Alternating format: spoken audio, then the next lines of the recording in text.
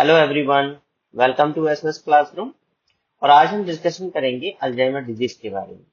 Previous lecture में हमने discussion किया था सीजर्स के बारे में। तो अल्जाइमर डिजीज क्या होता है? जनरली इसको मेमोरी लॉस बोलते हैं और ये कॉम्प्लिकेशन होता है आपका डिमेंशिया का। यानी डिमेंशिया के अंदर आपका मेमोरी लॉस होता है बट कंप्लीटली मेमोरी लॉस नहीं होता है। लेकिन अल्जाइमर के अंदर क्या होता है? आपका कंप्लीटली मेमोरी लॉस हो जाता है। इवन इसके अंदर पेशेंट अपने घर तक भूल जाते हैं, अपने डेली लिविंग जो एक्टिविटी करते हैं, डेली टास्क जो रहते हैं वो भी परफॉर्म नहीं कर पाते हैं। यानी इसके अंदर पेशेंट कंप्लीटली डिपेंडेंट हो जाते हैं, यानी इंडिपेंडेंटली कोई भी एक्टिविटी परफॉर्म नहीं कर पाते हैं। तो ये अल्जाइमर डिजीज कैसे जनरेट हुआ, कहाँ से ये टर्म आया, इसके बारे में हम डिस्कशन करेंगे। यानी ओरिजिन कैसे हुआ इस डिजीज का।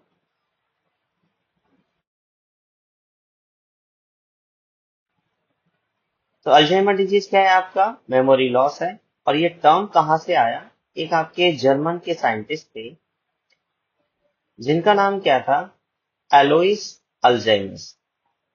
एलोइस अल्जाइमर था और उन्होंने क्या किया, उनके पास एक पेशेंट आया।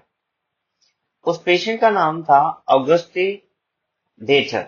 ऑगस्टे डेटर यानी शॉर्ट में उनको ऑगस्टे डी भी बोलते थे। ये एक फीमेल पेशेंट थी और इनको क्या था, कुछ मेंटल प्रॉब्लम थी और फॉरगेटफुलनेस भी होता था, मेमोरी लॉस भी होता था। तो एलोइस अल्जाइमर ने इनका ट्रीटमेंट किया और 1906 के अंदर ये पेशेंट जो है एक्सपायर हो गई थी।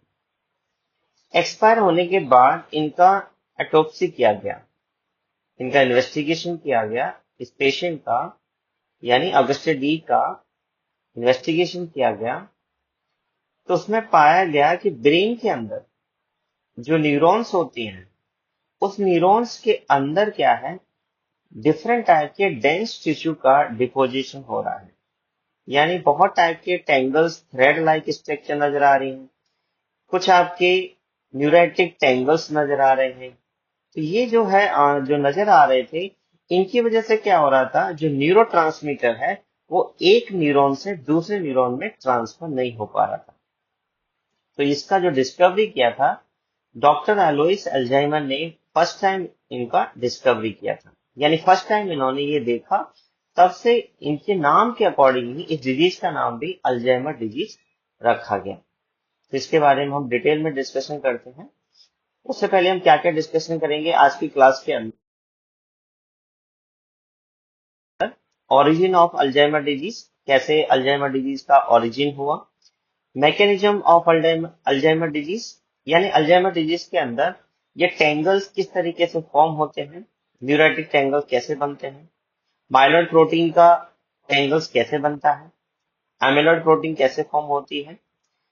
डेफिनेशन डिस्कशन करेंगे, अल्जाइमर डिजीज का क्या डेफिनेशन रहेगा, इंसिडेंस क्या चल रहा है करंट के अंदर, कॉजेस क्या है, रिस्क फैक्टर्स क्या है, पैथोफिजियोलॉजी कैसे जनरेट होती है, क्या क्या वार्निंग साइन होते हैं इसके, जिससे हम आइडेंटिफाई कर पाए कि पेशेंट के अंदर ये डिजीज है, तो इसके वार्निंग साइन क्या है, कैसे इसको हम इन्वेस्टिगेट करेंगे, फाइंड आउट करेंगे कि आपको अल्जाइमर हुआ है और इसको कैसे मैनेज कर सकते हैं। क्योंकि इसका ट्रीटमेंट नहीं है, because of the degenerative disease है, इडियोपैथिक रीजन है, अननोन कॉज है, तो इसका आपका परमानेंटली ट्रीटमेंट नहीं है।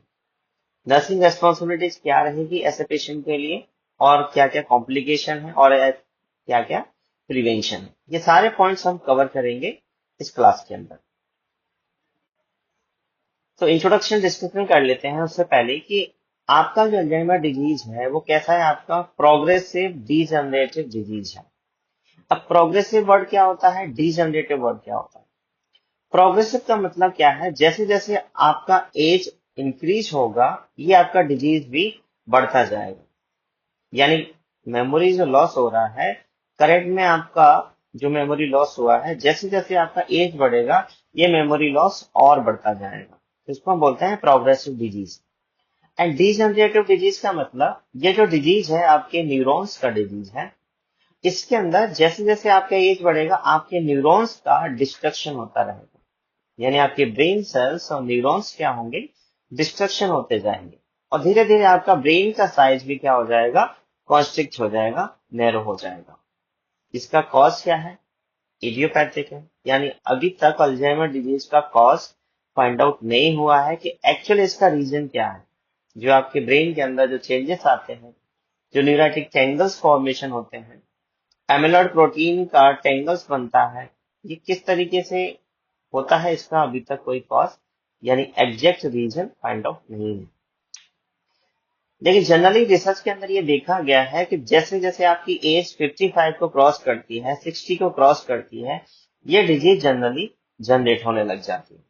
यानी रिसर्च के अकॉर्डिंग ये देखा गया है कि अकॉर्डिंग टू एज इसका इफेक्ट होता है। और इसके अंदर क्या होता है, पर्सनालिटी चेंजेस हो जाता है, मूड चेंज हो जाता है, मेमोरी लॉस हो जाता है, पेशेंट जो है डेली लाइफ एक्टिविटीज नहीं कर पाता है, डेली के टास्क परफॉर्म नहीं कर पाता है, इवन अपनी डेली लाइफ ही फॉरगेटफुलनेस हो जाता है और कोई भी एक्टिविटी परफॉर्म नहीं कर पाता है। तो इस डिजीज के अंदर दो टाइप के आपके जो टेंगल्स फॉर्मेशन होते हैं, एक आपका बनता है न्यूरोफाइब्रिलरी टेंगल्स और एक बनता है आपका बीटा एमिलॉइड प्रोटीन्स का प्लग। तो ये दोनों फॉर्मेशन होते हैं आपके न्यूरॉन्स के अंदर। न्यूरोफैमिलरी जो टेंगल्स है, ये आपका जो फॉर्म होता है, ये होता है आपके न्यूरॉन्स के स्ट्रक्चर के अंदर। एंड बीटा एमिलॉइड प्रोटीन्स का जो प्लग फॉर्मेशन होता है, वो होता है आपका आउटसाइड द न्यूरॉन स्ट्रक्चर। और दोनों ही आपके प्रॉब्लम क्रिएट करते हैं, डैमेज करते हैं आपके न्यूरॉन्स को। तो सबसे पहले हम डिस्कशन करते हैं ओरिजिन ऑफ अल्जाइमर डिजीज। कैसे इस अल्जाइमर डिजीज का ओरिजिन हुआ, यानी फॉर्म कैसे हुआ था। तो अभी हमने डिस्कशन किया था, ये आपके डॉक्टर हैं, डॉक्टर अलोयसिस अल्जाइमर, इनके शॉर्ट नाम है अलोइस अल्जाइमर। इनका जन्म हुआ था 14 जून 1864 को और ये डेथ हुआ था 19 दिसंबर 1915 को। ये जर्मन साइकेट्रिस्ट थे एंड न्यूरोपैथोलॉजिस्ट थे। इनके अंडर में पेशेंट आया जिनका नाम क्या था, ऑगस्टी डेटर, यानी ये आपके पेशेंट है।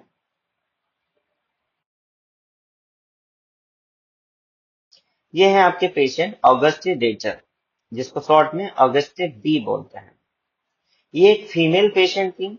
इनका बॉर्न हुआ था 16 मई 1860 को और इनका डेथ हुआ था 8 अप्रैल 1906 को।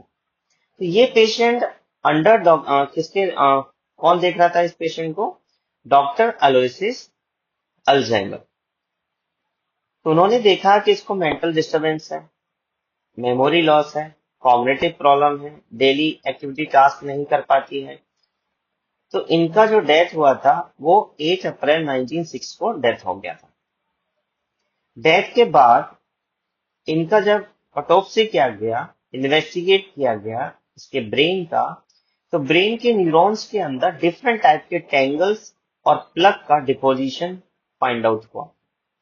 वो फाइंड आउट होने की वजह से ही क्या हो रहा था, न्यूरोट्रांसमीटर्स जो ट्रेवल करते हैं उसमें आपका ऑब्स्ट्रक्शन हो रहा था और इस टेंगल्स की वजह से और प्लग के फॉर्मेशन की वजह से ही आपके न्यूरॉन्स का डिस्ट्रक्शन हो रहा था।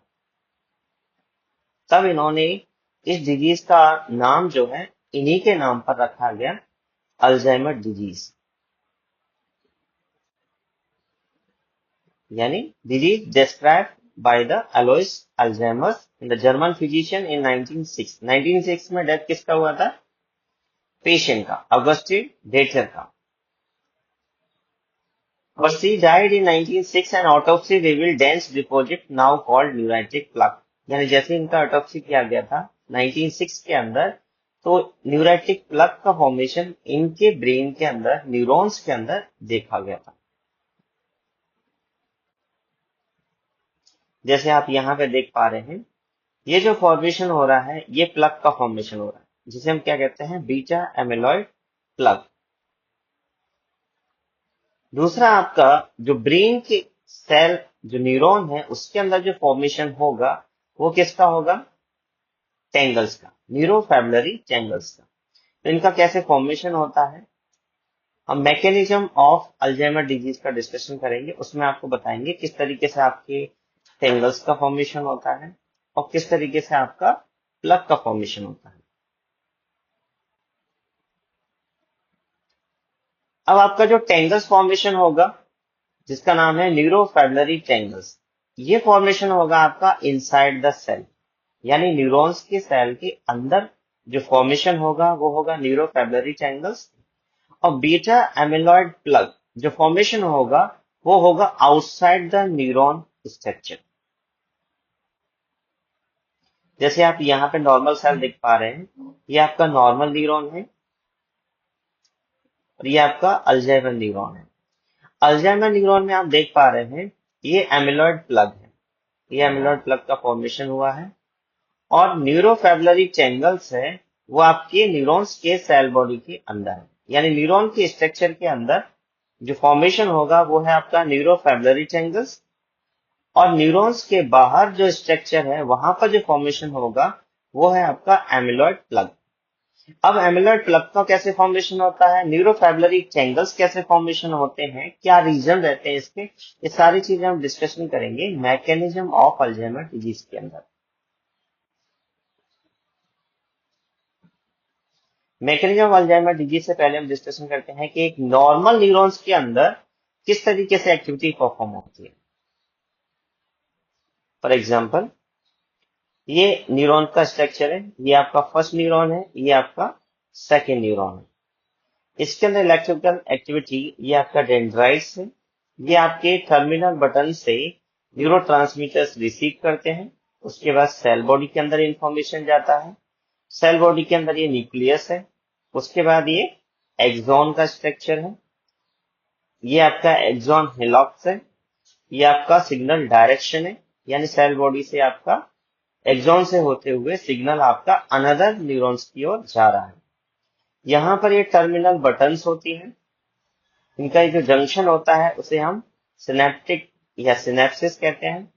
सिनेप्सिस पे क्या होता है, न्यूरॉन्स का न्यूरोट्रांसमीटर का ट्रांसमिशन होता है, यानी एक न्यूरॉन से न्यूरोट्रांसमीटर दूसरे न्यूरॉन्स के लिए ट्रेवल करता है। यहाँ पे न्यूरोट्रांसमीटर आया, सेम प्रोसेस आपका फिर वापस जाएगा एक्सॉन की तरफ, फिर आपका टर्मिनल बटन्स में आएगा। उसके बाद यहाँ पर अनदर न्यूरॉन अटैच होगा, डेंड्राइट्स अटैच होंगी, डेंड्राइट्स वापस रिसीव करेंगी और उसके बाद अनदर टर्मिनल बटन की ओर जाएगा। इस तरीके से ये कंटिन्यूअस प्रोसेस चलता है। अल्जाइमर डिजीज के अंदर क्या होता है, न्यूराइटिक प्लग का फॉर्मेशन या एमिलॉइड प्लग का फॉर्मेशन कैसे होता है। तो सबसे पहले इसको देखिए, मान लीजिए ये आपका क्या है, एक न्यूरॉन का स्ट्रक्चर, ये आपका डेंड्राइट्स है, ये आपका सेल बॉडी है और ये आपका एक्सॉन है। ये एक्सॉन का स्ट्रक्चर है और इसमें से हम क्या लेते हैं, एक सेल मेम्ब्रेन को देखते हैं, यानी एक्सॉन का स्ट्रक्चर है, न्यूरॉन का स्ट्रक्चर है, इसमें से आपका सेल मेम्ब्रेन। सेल मेम्ब्रेन आप जानते हैं बाई लेयर होती है फॉस्फेट की, ये आपका आउटर लेयर है, ये आपका इनर लेयर है। हाइड्रोफिलिक होती है, हाइड्रोफोबिक होती है, ये आपने एनाटॉमी फिजियोलॉजी के अंदर सेल मेम्ब्रेन की स्ट्रक्चर में डिस्कशन किया है। यहाँ पे हम डिस्कशन कर रहे हैं न्यूरॉन्स की सेल मेम्ब्रेन। तो ये न्यूरॉन की सेल मेम्ब्रेन आउटर लेयर है, ये इनर लेयर है। यहाँ पे एक प्रोटीन पाई जाती है, ये आपको देख रहे हैं, ये ब्लू कलर, ये रेड कलर, ये थ्रेड टाइप का स्ट्रक्चर, ये कंप्लीटली एक जो स्ट्रक्चर है इसको हम क्या कहते हैं, एक प्रोटीन है, इसको हम प्रोटीन को बोलते हैं एपीपी। एपीपी का मतलब एमिलॉइड प्रिकर्सर प्रोटीन। ये प्रोटीन क्या करती है, जो सेल मेम्ब्रेन है उसको रिपेयरिंग के लिए, सेल मेम्ब्रेन की ग्रोथ के लिए, सेल मेम्ब्रेन की स्ट्रक्चर के लिए हेल्प करती है। यानी ये जो न्यूरॉन का सेल मेम्ब्रेन है इसका रिपेयरिंग कराना है, इसका ग्रोथ कराना है, इसका स्ट्रक्चरल मेंटेन करना है, ये सारे फंक्शन कौन करता है, आपका एपीपी प्रोटीन करती है, यानी एमिलॉइड प्रिकर्सर प्रोटीन का ये काम रहता है।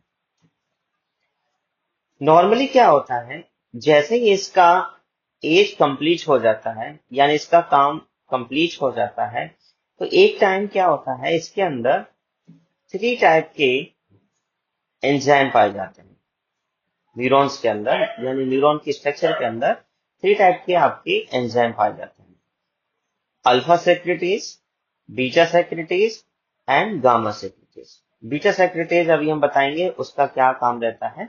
तो आपके 3 टाइप के एंजाइम पाए जाते हैं, alpha secretase, beta secretase and gamma secretase. Normal process में क्या होता है, अल्फा सेक्रेटेज ये जो प्रोटीन है इसको यहां से ब्रेक करती है, यानी यहां से इसको क्या कर देती है, कट कर देती है। ये जो आपको लाइनिंग नजर आ रहा है, यहां से इस प्रोटीन को क्या कर देती है, कट कर देती है। जब कट करती है तो ये वाला जो पार्ट है ये थ्रेड है, और ये वाला अपर पार्ट है ये आपका ये आ गया कट होने के बाद। उसके बाद गामा सेक्रेटेज जो प्रोटीन है, ये एंजाइम है, ये इसको कट करता है इस पार्ट से। तो इस पार्ट से कट करेगा तो ये वाला पोर्शन और ये ब्लू कलर वाला ये पोर्शन आपका आ गया, यानी प्रोटीन का कंप्लीटली पार्ट 3 पार्ट में आपका डिवाइड हो गया। फर्स्ट पार्ट ये किसने किया था, अल्फा सेक्रेटेज ने, और सेकंड पार्ट किसने किया, गामा सेक्रेटेज ने। अब ये जो प्रोटीन का जो डिस्ट्रक्शन हुआ है ये क्या होता है, सॉल्युबल होता है। ये जो सॉल्युबल है और उसके अंदर ये डिसॉल्व हो जाता है और कंप्लीटली प्रोसेस आपका कंटिन्यूअस चलता रहता है। सबसे पहले क्या हुआ, इसका सेल मेम्ब्रेन है, सेल मेम्ब्रेन के अंदर ये प्रोटीन है जिसे हम एपीपी प्रोटीन कहते हैं। इसको ब्रेक डाउन करने के लिए, नॉर्मल प्रोसेस में ब्रेक डाउन करने के लिए अल्फा सेक्रेटेज और गामा सेक्रेटेज एंजाइम हेल्प करते हैं। अल्फा सेक्रेटेज ने डिवाइड किया, ये पोर्शन हो गया, गामा सेक्रेटेज ने डिवाइड किया, ये 2 पोर्शन डिवाइड हो गए। और ये जो पोर्शन जो डिवाइड हुए हैं ये आपके सॉल्युबल होते हैं, डिसॉल्व हो जाते हैं, उसके बाद डिसएपियर हो जाते हैं। लेकिन अल्जाइमर डिजीज में क्या होता है, एक आपका जो बीटा सेक्रेटेज है, ये जो बीटा सेक्रेटेज एंजाइम है, अल्फा सेक्रेटेज एंजाइम कहां से ब्रेक करेगा, मिडिल पार्ट से। लेकिन अल्फा सेक्रेटेज एंजाइम के ब्रेक डाउन करने से पहले बीटा सेक्रेटेज इसको कट कर देता है, और कट ये यहां से नहीं करता है जहां से अल्फा सेक्रेटेज करता है, ये आपका थ्रेड, ये जो आपका थ्रेड नजर आ रहा है ये आपका यहां से, ये जो ब्लैक लाइन नजर आ रहा है यहां से कट कर देता है। क्यों कर देता है, क्या रीजन है, इसका अभी अननोन फैक्टर है।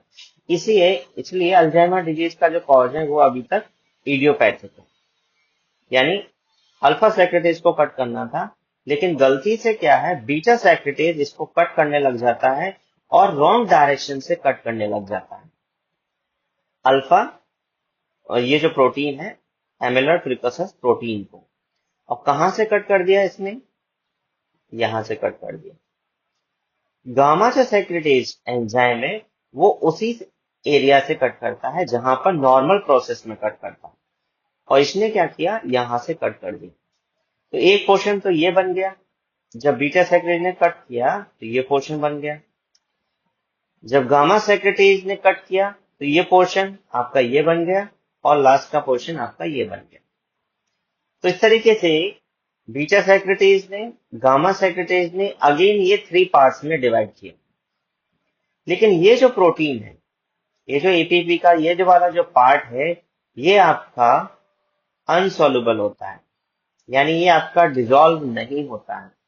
प्लस आपका ये पोर्शन जो है स्टिकी भी होता है, स्टिकी मतलब बहुत चिपचिपा होता है ये वाला पोर्शन, और डिसॉल्व भी नहीं होता है।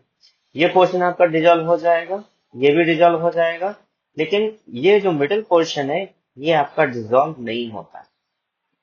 और सेम प्रोसेस क्या होती है, बीटा सेक्रेटेज अगेन कट करता है, फिर एक और बीटा एमिलॉइड आ जाता है, अगेन कट करता है, फिर एक और बीटा एमिलॉइड आ जाता है, और ये क्या करते हैं, बीटा एमिलॉइड का आपस में क्या हो जाता है, क्लस्टर होने लग जाता है, यानी आपस में एक दूसरे के साथ ये चिपकने लग जाते हैं, एक जगह क्लस्टर बन जाता है, जिसे हम क्या कहते हैं, बीटा एमिलॉइड प्लग। ये जो आप स्ट्रक्चर नजर आ रहा है ये क्या है, आपका बीटा एमिलॉइड प्लग का फॉर्मेशन हो जाता है। ये जो बीटा एमिलॉइड प्लग का फॉर्मेशन हुआ है ये कहां पर होता है, आउटसाइड द न्यूरॉन स्ट्रक्चर। इसको हम न्यूरेटिक प्लग भी बोलते हैं और एमिलॉइड प्लग भी बोलते हैं। ये जो प्लग का फॉर्मेशन हुआ है, ये क्या क्या प्रॉब्लम क्रिएट करता है? सबसे पहले प्रॉब्लम क्रिएट करता है, ये देखिए, ये आपका न्यूरोट्रांसमीटर है, ये आपके अनदर न्यूरॉन्स के अंदर ट्रांसफर हो रहे हैं। तो ये क्या होता है, यहाँ पर डिपॉजिट होने लग जाता है। जहां पर न्यूरोट्रांसमीटर्स ट्रांसफर होते हैं, ट्रेवल करते हैं, और इनके बीच में जहां पर सिनेप्टिक क्लच होता है, वहां पर ये आकर के अटैच होने लग जाते हैं। और अटैच होने से क्या है, न्यूरोट्रांसमीटर जो एक न्यूरॉन से दूसरे न्यूरॉन में जो ट्रांसफर हो रहे हैं, वो उसमें क्या होने लग जाता है, ऑब्स्ट्रक्शन होने लग जाता है। नेक्स्ट इसके अंदर देखिए, नेक्स्ट जो फॉर्मेशन होगा न्यूरोफैबुलरी टेंगल्स। ये आपका टेंगल फॉर्मेशन होगा इनसाइड द न्यूरॉन सेल, यानी न्यूरॉन की सेल के अंदर न्यूरोफैबुलरी टेंगल्स का फॉर्मेशन होगा। वो कैसे होता है, उसका मैकेनिज्म क्या है? देखिए, ये जो अभी टेंगल फॉर्मेशन हुआ है, इसको हम क्या कहते हैं, बीटा एमिलॉइड प्रोटीन का टेंगल्स। ये टेंगल हमने फॉर्मेशन देख लिया किस तरीके से फॉर्मेशन होगा। अब ये जो फॉर्मेशन हुआ है, ये आपकी तीन एक्टिविटी परफॉर्म करता है, यानी ये जो है तीन फंक्शन करता है। सबसे पहले क्या करेगा, obstruction at the synaptic clutch, यानी आउटसाइड द न्यूरॉन है, तो जहां पे सिनेप्टिक क्लच है, जहां पर एक न्यूरॉन से दूसरे न्यूरॉन में न्यूरोट्रांसमीटर ट्रेवल होते हैं, उनके बीच में ये क्या हो जाता है, अटैच हो जाता है, जो हमने इस इमेज में आपका अभी देख लिया था। सेकंड क्या होता है, एक्टिवेट इम्यून रेस्पॉन्स, यानी बीटा एमिलॉइड ये जो प्लग है, ये इम्यून रेस्पॉन्स को एक्टिवेट कर देता है। जब इम्यून रेस्पॉन्स को एक्टिवेट कर देता है, तो ये बीटा एमिलॉइड प्रोटीन को खाने लग जाते हैं, यानी जो इम्यून सेल्स हैं बीटा एमिलॉइड प्रोटीन को खाने लग जाती हैं। जैसे ही खाने लग जाती हैं, तो कुछ केमिकल्स भी रिलीज करने लग जाती हैं, यानी immune cells beta amyloid protein को खाने लग जाती हैं, और उसके बाद कुछ केमिकल भी रिलीज करने लग जाती हैं इम्यून सेल्स, और वो केमिकल नॉर्मल हेल्दी जो न्यूरॉन्स हैं उसको भी डिस्ट्रॉय करने लग जाते हैं, यानी उसको भी खाने लग जाते हैं। तो इसकी वजह से क्या होता है, आपका न्यूरॉन्स का भी डिस्ट्रक्शन होने लग जाता है। बीटा एमिलॉइड प्रोटीन भी डिस्ट्रक्शन हो रही है साथ साथ में इम्यून रेस्पॉन्स एक्टिवेट होने की वजह से, और कुछ जो केमिकल रिलीज हुए हैं वो आपके हेल्दी न्यूरॉन्स को भी क्या करने लग जाते हैं, डिस्ट्रॉय करने लग जाते हैं। इसकी वजह से क्या होता है, आपके न्यूरॉन्स का नंबर कम होने लग जाता है एक कंडीशन में। सेकंड क्या, थर्ड बीटा एमिलॉइड प्रोटीन क्या करता है, make pathway inside the neurons. अब ये जो स्ट्रक्चर हुआ था, ये आउटसाइड द न्यूरॉन है। अब ये क्या करेगा, इंटरनल जो स्ट्रक्चर है उसमें एक पाथवे क्रिएट करेगा, और वो पाथवे क्रिएट करेगा और उसके अंदर न्यूरोफैबुलरी टेंगल्स का फॉर्मेशन करेगा। अब किस तरीके से फॉर्मेशन करता है, इसके अंदर देखिए, ये न्यूरॉन का स्ट्रक्चर है, जो ये वाला स्ट्रक्चर है वो हमने यहाँ पे ड्रॉ किया है। इस स्ट्रक्चर के अंदर जैसे ही beta amyloid plaque pathway create करता है, तो इसके अंदर एक एंजाइम है वो एक्टिवेट हो जाता है। कौन सा एंजाइम एक्टिवेट हो जाता है, वो एंजाइम का नाम है काइनेज एंजाइम। ये काइनेज एंजाइम जो है एक्टिवेट हो जाता है। अब इसके अंदर एक स्ट्रक्चर होती है सेल के अंदर, जो आपने एनाटॉमी फिजियोलॉजी में भी पढ़ा होगा, माइक्रोट्यूबल्स। तो ये हमने ये ड्रॉ किया है स्ट्रक्चर, ये है आपका माइक्रोट्यूबल्स। माइक्रोट्यूबल्स का काम क्या रहता है, आपका ट्यूब लाइक स्ट्रक्चर होती है, ट्यूब लाइक फिलामेंट होता है। इसके अंदर डिफरेंट टाइप के मॉलिक्यूल्स क्या होते हैं, ट्रेवल करते हैं एक प्लेस से दूसरे प्लेस में इनसाइड द सेल। ये आपका माइक्रोट्यूबल्स का फंक्शन होता है। सेकंड फंक्शन क्या होता है, जो आपका सेल का स्ट्रक्चर होता है उसको ये मेंटेन करके रखता है। तो माइक्रोट्यूबल्स क्या काम करता है, एक तो मॉलिक्यूल्स को एक प्लेस से दूसरे प्लेस पे ट्रेवल कराता है इनसाइड द सेल।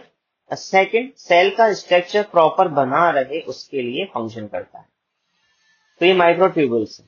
और इसके अंदर ये जो आपको स्ट्रक्चर नजर आ रही है माइक्रोट्यूब्यूल्स के अंदर, ये जो डैश डैश जो नजर आ रहा है ये है आपका प्रोटीन, इसका नाम है टाउ प्रोटीन। ये जो टाउ प्रोटीन है और ये माइक्रोट्यूब्यूल्स है। अब यहाँ पे देखिए काइनेज एंजाइम एक्टिवेट हुआ, ये जो प्रोसेस है पूरा कहाँ पे हो रहा है, सेल के अंदर। यानी यहाँ पर जो न्यूक्लियस बना हुआ है, ये जो न्यूरॉन्स है, इसका जो सेल बॉडी है, इसके अंदर ये प्रोसेस हो रहा है, इसको हम यहाँ पे शो करा रहे हैं। जैसे बीटा एमिलॉइड प्रोटीन ने एक्टिवेट किया एंजाइम काइनेज एंजाइम, तो काइनेज एंजाइम क्या करता है, अपने साथ फॉस्फेट के ग्रुप को लेके आता है। ये जो येलो कलर का जो आपको स्ट्रक्चर नजर आ रहा है, ये क्या है, आपका फॉस्फेट ग्रुप है। जब काइनेज एंजाइम एक्टिवेट हुआ तो ये अपने साथ क्या लेकर के आया, फॉस्फेट ग्रुप को लेकर के आया। और फॉस्फेट ग्रुप को कहां पर अटैच करा देता है, टाउ प्रोटीन के साथ अटैच करा देता है। जैसे इसने टाउ प्रोटीन के साथ ये अटैच कराया, ये देखिए यहाँ पर ये टाउ प्रोटीन के साथ अटैच कराया, ये आपका टाउ प्रोटीन के साथ अटैच करा दिया फॉस्फेट ग्रुप को। किसने कराया, काइनेज एंजाइम ने करा दिया। अब इसके अंदर क्या होता है, माइक्रोट्यूब्यूल्स के अंदर जैसे फॉस्फेट ग्रुप टाउ प्रोटीन के साथ अटैच होता है, टाउ प्रोटीन का बैलेंस जो है डिस्टर्ब होने लग जाता है, यानी डिसबैलेंस हो जाती है। जब टाउ प्रोटीन डिसबैलेंस हो जाती है तो माइक्रोट्यूब्यूल से टाउ प्रोटीन बाहर निकलने लग जाती है। यहां से देखिए टाउ प्रोटीन जो है बाहर रिलीज होने लग जाती है। जैसे रिलीज होगा, बार बार रिलीज होगा, बार बार रिलीज होगा, तो पूरी टाउ प्रोटीन क्या है, एक प्लेस पे क्या होने लग जाती है, एक थ्रेड लाइक स्ट्रक्चर ये जो बना रही है, आपस में ये क्या हो जाती है, क्लस्टर हो जाती है, एक जगह जाकर के कलेक्ट हो जाती है। ये जो है कलेक्ट हो रही है, ये क्या है आपका टाउ प्रोटीन माइक्रोट्यूब्यूल से रिलीज होके यहाँ पर क्या बना रही है, एक टेंगल बना रही है, एक क्लस्टर बना रही है। इसी टेंगल को, इसी क्लस्टर को हम क्या कहते हैं, न्यूरोफैबुलरी टेंगल्स। ये क्या है आपका, न्यूरोफैबुलरी टेंगल्स। अब ये जो टेंगल है, ये पूरी एक्टिविटी कहाँ पे हो रही थी आपकी, न्यूरॉन्स की सेल बॉडी के अंदर। ये जो टेंगल है ये हमने कहाँ पे शो करा दिया, यहाँ पर शो करा दिया। अब ये टेंगल का फॉर्मेशन हो गया, उसके बाद ये टेंगल का फॉर्मेशन हो गया, तो पूरे आपके न्यूरॉन्स के अंदर, एक्सॉन के अंदर क्या फॉर्मेशन होने लग गया, न्यूरोफैबुलरी टेंगल्स का फॉर्मेशन होने लग गया। नेक्स्ट, ये जो माइक्रोट्यूब्यूल है, जब फॉस्फेट ग्रुप अटैच हुआ था, टाउ प्रोटीन डिस्टर्ब हो गई, डिसबैलेंस हो गई और माइक्रोट्यूब्यूल से रिलीज हो गई। तो टाउ प्रोटीन की वजह से ये माइक्रोट्यूब्यूल जो है अपनी स्ट्रक्चर मेंटेन किए हुए था, अब ये क्या हो जाएगी, स्ट्रक्चर आपकी डिसबैलेंस हो जाएगी, डिस्ट्रक्ट हो जाएगी और उसके बाद ये डैमेज हो जाएगी। जैसे ही माइक्रोट्यूब्यूल्स डैमेज हो जाएगी तो यहाँ पर क्या है, डिफरेंट टाइप की माइक्रोट्यूब्यूल्स का जो स्ट्रक्चर है ये यहाँ पर कलेक्ट होने लग जाएगा, कलेक्ट होने लग जाएगा। और जो न्यूरॉन्स का जो सिग्नल ट्रांसमिशन होता है उसमें ये क्या करने लग जाएगा, ऑब्स्ट्रक्शन क्रिएट करने लग जाएगा। टेंगल्स का भी फॉर्मेशन हो गया, साथ में डिफरेंट टाइप के माइक्रोट्यूब्यूल्स भी कलेक्ट होने लग गए। ये आपस में क्या करेंगे, जो न्यूरोट्रांसमीटर जो ट्रेवल करता है उसको ये डिस्टर्ब करेंगे। और जैसे ही ये माइक्रोट्यूब्यूल्स आपका डिस्टर्ब हो जाएगा, आपका न्यूरॉन्स का स्ट्रक्चर भी डिस्टर्ब हो जाएगा, क्योंकि माइक्रोट्यूब्यूल्स ही आपके न्यूरॉन्स का स्ट्रक्चर को मेंटेन करके रखते हैं। तो उसकी वजह से क्या होगा, आपका न्यूरॉन्स का भी डैमेज होने लग जाएगा। तो एक कंडीशन आपका यहाँ पे डैमेज हो रहा था, जो इम्यून रेस्पॉन्स एक्टिवेट हुआ था। सेकेंड थिंग, जो न्यूरोफैबुलरी टेंगल्स का फॉर्मेशन हुआ है, उसकी वजह से भी आपका न्यूरॉन्स का डैमेज होना शुरू हो जाता है। तो ये दोनों ही कंडीशन में क्या होता है, आपका न्यूरॉन्स यानी नर्व सेल्स आपकी, ब्रेन सेल्स आपकी क्या होने लग जाती है, डैमेज होने लग जाती है।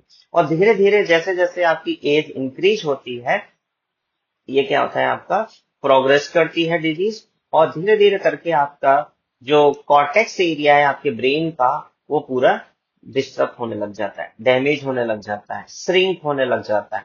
और अल्जाइमर डिजीज वाले पेशेंट के अंदर ब्रेन का साइज जो है नैरो होने लग जाता है। तो ये पूरा मैकेनिज्म है आपका अल्जाइमर डिजीज के अंदर। इसका कॉज क्या है, अभी तक अननोन है, इडियोपैथिक है, फाइंड आउट नहीं हुआ है कि क्यों बीटा जो सिक्रेटेज जो एंजाइम है उसकी वजह से ये कंडीशन जनरेट हो रही है। क्यों बीटा सेक्रेटेज जो एंजाइम है उसको कट करता है, इसका अभी तक कॉज फाइंड आउट नहीं हुआ है। नेक्स्ट हम डिस्कशन करते हैं अल्जाइमर डिजीज का डेफिनेशन। तो अल्जाइमर डिजीज का डेफिनेशन क्या है? अल्जाइमर डिजीज एक प्रोग्रेसिव है, डिजनरेटिव डिसऑर्डर है जो कि प्राइमरी इफेक्ट करती है मेमोरी और कॉग्निटिव फंक्शन। यानी इसमें मेमोरी लॉस हो जाता है, कॉग्निटिव थिंकिंग लॉस हो जाता है, रीजनिंग लॉस हो जाता है, जो eventually leading to the dementia. तो जनरली केसेस में कब होता है? डिमेंशिया का कॉम्प्लिकेशन की वजह से देखने को मिलता है। सेकंड डेफिनेशन क्या है? Alzheimer disease is a chronic है, इरिवर्सिबल है, disease that affect the cells of the brain and cause impairment of the intellectual functioning। यानी क्रॉनिक है, लाइफ लॉन्ग चलती है, इरिवर्सिबल है, एक बार अगर हो जाएगी वापस ये आपका ट्रीट नहीं होगा।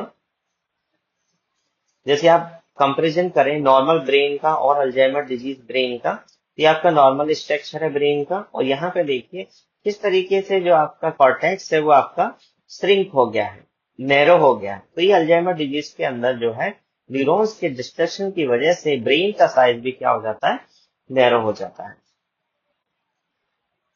इंसिडेंस का डिस्कशन करें कि कितना इसका इंसिडेंस चल रहा है अल्जाइमर डिजीज का, तो 6.9 million people in the United State age 65 and older live with the Alzheimer disease. यानी यूनाइटेड स्टेट में बात करें जो लोग 65 है या उससे ओल्ड है, ये आपके पीपल कितने हैं? 6.9 पीपल्स जो है अभी लाइव कर रहे हैं ओनली यूनाइटेड स्टेट के अंदर, जिसमें से 70% जो है वो आपके 75 एज के हैं और उससे ओल्डर एज के हैं। यानी 6.9 मिलियंस के अंदर ओनली 70% लोग ऐसे हैं जिनकी एज 75 है या उससे ज्यादा लोग हैं। More than 55 million people in the world with the dementia, 60% to 70% are estimated to have Alzheimer disease. अगर वर्ल्ड वाइड की बात करें तो टोटल कितना है? 55 millions in the world wide. पूरे वर्ल्ड के अंदर ये जो केस है 55 मिलियंस हैं आपके डिमेंशिया के। उस 55 मिलियंस के अंदर 60 to 70% केवल अल्जाइमर डिजीज के हैं। ये आप देख पा रहे हैं कि अल्जाइमर डिजीज जो है 65 एज के बाद मैक्सिमम लोगों को जो है इफेक्ट करती है। कॉजेस की बात करें तो कॉज आपका क्या है? इडियोपैथिक है। अल्जाइमर डिजीज का अभी तक कॉज फाइंड आउट रिसर्चर्स जो है नहीं कर पाए हैं, किसका एग्जैक्ट रीजन क्या है जिसकी वजह से ये डिजीज जो है कॉज होती है। लेकिन कुछ रिस्क फैक्टर हैं जो आपका ये क्रिएट कर सकते हैं, जैसे न्यूरोकेमिकल फैक्टर्स में acetylcholine disturbance, somatostatin disturbance and norepinephrine disturbances. जो आपके न्यूरोट्रांसमीटर्स हैं ब्रेन सेल के अंदर, उसमें से acetylcholine, somatostatin, norepinephrine, अगर इनका बैलेंस जो है डिस्टर्बेंस हो जाए तो शायद उसकी वजह से ये कॉज देखने को मिल सकता है। एनवायरमेंटल फैक्टर्स की बात करें तो सिगरेट स्मोकिंग, जो लोग सिगरेट करते हैं, सर्टेन इन्फेक्शंस जिनको मोस्टली ब्रेन के इन्फेक्शंस रहते हैं, मेंटल, इंडस्ट्रियल और other toxins, use of cholesterol lowering drug, जो लोग कोलेस्ट्रॉल को लेवल लो करने के लिए जो मेडिसिन यूज करते हैं उससे भी केसेस देखे गए हैं। ऐसे लोगों को भी अल्जाइमर के केसेस ज्यादा होते हैं। जेनेटिक एंड इम्यूनोलॉजिकल फैक्टर्स की बात करें तो इसमें डाउन सिंड्रोम जो जेनेटिक डिसऑर्डर है, फैमिली हिस्ट्री यानी किसी की फैमिली में अगर अल्जाइमर है तो उसके बच्चों के अंदर भी केसेस देखने को मिलते हैं, chronic high BP, head injuries, smoking and drinking. तो ये आपके कुछ रिस्क फैक्टर हैं जिनसे आपके केसेस देखने को मिलते हैं। यानी रिसर्चर जब रिसर्च करते हैं, फाइंड आउट करते हैं, तो मोस्ट ऑफ द केसेस उनको देखने को मिलते हैं जिनके अंदर ये कंडीशंस आपकी फाइंड आउट होती है। नेक्स्ट डिस्कशन करते हैं पैथोफिजियोलॉजी, यानी किस तरीके से आपके डिजीज जो है जनरेट होती है। सबसे पहले क्या है? Alzheimer disease attack nerve and brain cells as well as neurotransmitters. जो हम ऑलरेडी डिस्कशन कर चुके हैं कि अल्जाइमर डिजीज क्या करती है, आपके जो न्यूरॉन्स हैं, आपके जो ब्रेन सेल्स है, आपके जो न्यूरोट्रांसमीटर है, उन पर ये अटैक करती है। उसकी वजह से क्या होता है, destruction of these parts cause clump of protein to form around the brain cells. कौन सी प्रोटीन बनाती है, बीटा एमिलॉइड प्लग। जो बीटा एमिलॉइड प्रोटीन है वो आपका प्लग का फॉर्मेशन करती है around the nerve cells. The clump are known as plug और बंडल। इन क्लम्प को क्या कहते हैं, बंडल कहते हैं और प्लग कहते हैं। The presence of plug or bundle start to destroy more connection between the brain cells which make the conditions worse। और ये जो प्लग का फॉर्मेशन हुआ है ये क्या करती है, जो डिफरेंट टाइप के कनेक्शन होते हैं वन न्यूरॉन से सेकंड न्यूरॉन की तरफ, उनके बीच में क्या करती है, एक ऑब्स्ट्रक्शन का काम करती है, एक डिस्टरबेंस का काम करती है। यहाँ पे आप देखिएगा, due to risk factors, risk factor की वजह से क्या क्या चेंजेस आते हैं। Changes occurs in the protein of the nerve cells of the cerebral cortex। तो cerebral cortex के अंदर, नर्व सेल के अंदर प्रोटीन में चेंजेस होने लग जाते हैं, जो हम ऑलरेडी हमने डिस्कशन कर लिया। बीटा एमिलॉइड प्रोटीन का प्लग फॉर्मेशन हो जाता है और न्यूरॉन्स के अंदर न्यूरोफिब्रिलरी टेंगल्स का फॉर्मेशन होता है। Accumulation of neurofibrillary tangles and plug। Tangles, neurofibrillary tangles and plug, beta amyloid plugs. उसकी वजह से क्या होगा, ग्रेनुलोवैस्कुलर डीजनरेशन। जो ग्रेनुलोवैस्कुलर है वो क्या होने लग जाएगा, डीजनरेशन होने लग जाएगा। उसकी वजह से क्या होगा, लॉस ऑफ नर्व सेल्स। जो नर्व सेल है वो डैमेज होने लग जाएगी और डैमेज होने से जो number of the nerve sales है वो आपका कम होने लग जाएगा। उसके बाद क्या होगा, loss of memory, function and cognition. Memory function है, मेमोरी लॉस हो जाएगा। डेली लाइफ के जो एक्टिविटी है वो आपके लॉस हो जाएंगी। कॉग्निटिव थिंकिंग, रीजनिंग, ये आपका डिस्टर्ब हो जाएगा। जैसे आप यहाँ पे देख पा रहे हैं, ये आपका नॉर्मल न्यूरॉन्स है। अल्जाइमर के अंदर ये आपका एमिलॉइड प्लग का फॉर्मेशन हुआ है। ये प्लग आपके न्यूरोट्रांसमीटर्स के बीच में डिस्टर्ब करते हैं। सेकंड आपका क्या है, जो आपके न्यूरॉन्स की सेल के अंदर है, न्यूरोफिब्रिलरी टेंगल्स। तो ये आपके टेंगल्स का फॉर्मेशन हुआ है। ये भी आपके न्यूरोट्रांसमीटर को डिस्टर्ब करते हैं और सेल के स्ट्रक्चर को डैमेज करते हैं। यहाँ पे आप देखिए, ये आपका सेल मेम्ब्रेन है, सेल मेम्ब्रेन है। ये आपका एपीपी मॉलिक्यूल, यानी ये आपका एमाइलेज प्रिकर्सर्स प्रोटीन का मॉलिक्यूल्स है। ये आपको जो नजर आ रहा है, इसमें आपने क्या किया, अल्जाइमर डिजीज के अंदर यहां से कट हुआ और यहां से कट हुआ। तो ये जो मिडिल वाला जो पोर्शन है ये बीटा एमिलॉइड है, यानी बीटा एमिलॉइड का मॉलिक्यूल्स है। और ये आपका क्या होने लग जाता है, क्लस्टर होने लग जाता है। आपस में ये क्या होता है, स्टिकी होता है और नॉन डिजॉल्वेबल होता है, यानी ये डिजॉल्व नहीं होता है, डिजॉल्व नहीं होता है, प्लस स्टिकी होता है, जिसकी वजह से आपस में ये अटैच होने लग जाता है और एक प्लग का फॉर्मेशन करता है। इस प्लग को हम क्या कहते हैं, बीटा एमिलॉइड प्लग कहते हैं। नेक्स्ट देखते हैं हम 10 warning sign of Alzheimer disease. यानी जैसे ही आपको अल्जाइमर डिजीज हो जाएगा तो कुछ वार्निंग साइन आएंगे जिससे हम आइडेंटिफाई कर पाते हैं कि इस पेशेंट को अल्जाइमर डिजीज हो सकता है। फर्स्ट वार्निंग साइन है आपका मेमोरी लॉस। जैसे पेशेंट को मेमोरी लॉस हो जाएगा तो आप उसको फील कर पाते हैं, सामने वाला पेशेंट को हम कुछ पूछ रहे हैं और वो डेली टास्क एक्टिविटी को फॉरगेटफुलनेस हो जाता है। अभी 2 मिनट कुछ पहले कुछ बोला था उसको ही वो फॉरगेट हो जाता है, भूल जाता है। तो उसे हम क्या कहते हैं, मेमोरी लॉस। और जनरली ये पहला वार्निंग साइन आता है जिसमें हम अगर उस पेशेंट के साथ डेली लाइफ में अगर हम रहते हैं तो सबसे पहले यही हमको फील होता है। वो बार बार चीजों को भूल जाता है, अपने डेली एक्टिविटीज परफॉर्म नहीं कर पाता है। तब हम उससे कहते हैं कहना क्या चाहते हो, मतलब ये जस्ट एक इमेज है आपको मेमोरी लॉस का, एक जस्ट साइन देने के लिए। नेक्स्ट है आपका difficulty to performing familiar task. जो आप डेली लाइफ में एक्टिविटी करते हैं, परफॉर्म करते हैं, वो भी आप क्या करते हैं, डिफिकल्टी हो जाती है आपको, यानी इजिली आप ये एक्टिविटी परफॉर्म नहीं कर पाते हैं। मॉर्निंग में ब्रश करना है, नहाने के लिए जाना है, कुछ किचन में काम करना है, तो आप ये डेली एक्टिविटी परफॉर्म करते हैं। लेकिन अल्जाइमर डिजीज के अंदर ये एक्टिविटी को परफॉर्म करने में बहुत प्रॉब्लम क्रिएट होती है। प्लस ये एक्टिविटी जब परफॉर्म करोगे तो बहुत स्लो परफॉर्म करते हैं, बिकॉज ये एक्टिविटी ब्रेन के अंदर रिकॉग्नाइज नहीं हो पाती है because of the delay neurotransmitters. Next is the problem with the languages. सामने वाला जो भी बात कर रहा है, जिस लैंग्वेज का यूज कर रहा है, उसको वो आइडेंटिफाई नहीं कर पाते हैं, यानी डिफिकल्टी हो रही है। जो सामने वाला कुछ भी बोल रहा है, वो जो लैंग्वेज है वो फाइंड आउट ही नहीं कर पा रहा है कि कौन सी लैंग्वेज में बात कर रहा है, बिकॉज न्यूरो ट्रांसमीटर्स उसको ट्रेवल नहीं करते हैं इंफॉर्मेशन को ब्रेन के लिए, और ब्रेन में जब इंफॉर्मेशन पहुंचती भी है तो वापस आने में भी बहुत डिले होता है, जिसकी वजह से वो आइडेंटिफाई नहीं कर पाता है। बहुत डिफिकल्टी होती है ऐसे पेशेंट के साथ। नेक्स्ट है आपका disorientation to time, place and persons, यानी पेशेंट जो है डिसोरिएंटेड हो जाता है।